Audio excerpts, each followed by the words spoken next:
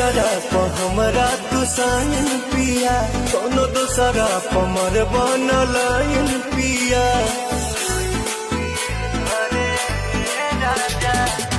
इहना केहू के हमार वाला हक हो, हर के जात हनी होइए जाला सक हो। सातो बचनवा न भोले हो सजनवा, लजिया बचै हर हाल में। बचुमा बोले जगाल में, संगे दिल बोले जा रुमाल में।